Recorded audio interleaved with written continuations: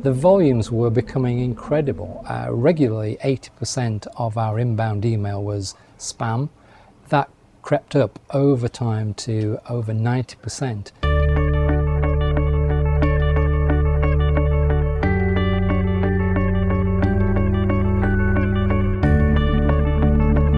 Salvation Army is an evangelical Christian church, but it's also a charity, so we have a dual role. In fact, it's one of the 6 largest charities within the United Kingdom.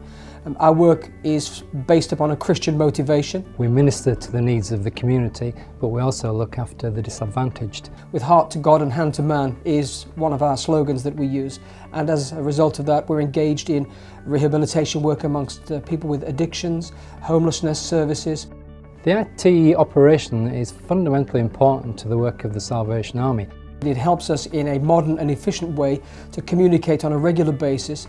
We have around about 5,500 users scattered across the UK and about 3,000 to 3,500 of those on our network at any one time. Email, hugely significant for an organisation like the Salvation Army.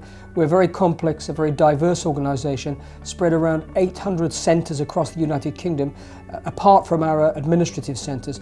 All of those have to stay in touch on a regular basis and provide permanent records of the communication that takes place. The effects of spam upon the Salvation Army would be catastrophic in the sense that it would slow down or perhaps bring to a standstill the communication that we already use as a lifeline between the headquarters and the various centres. It's vitally important that we have those communication channels open. Our email environment has grown steadily over the years. We've invested in that technology. We've embraced Lotus Notes, which is the email system that we use throughout the Salvation Army. We've had 1 or 2 challenges with email systems along the way, and fairly early on we realised that if we were going to deal with the vast amounts of spam that blight any organisation's email systems, we had to do something to move it off-premise. So we looked fairly early on to move our spam filtering and our email content filtering out into the cloud. What we looked for was a partner who was able to provide us with a flexible and cost-effective and value-for-money solution. I'm pleased to say that Mimecast were head and shoulders above most people in the marketplace.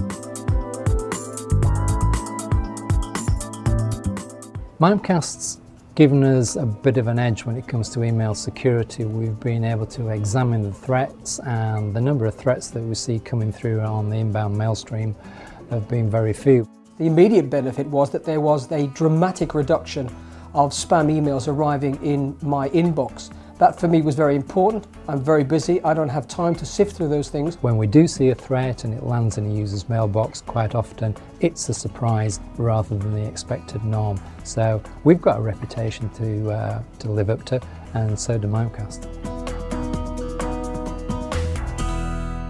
Mimecast have been great on the customer service, and very recently we've had them along to explain some of the benefits of the email marketing features. And this latest email advantage I think will stand us in good stead, especially when you think that the Salvation Army has a message to get out there, and we can use email, and as a consequence of using email we're able to spread that message far and wide.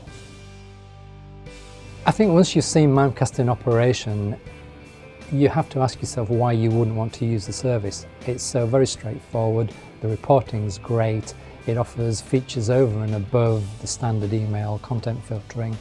Why would you not want to use it? What's not to love?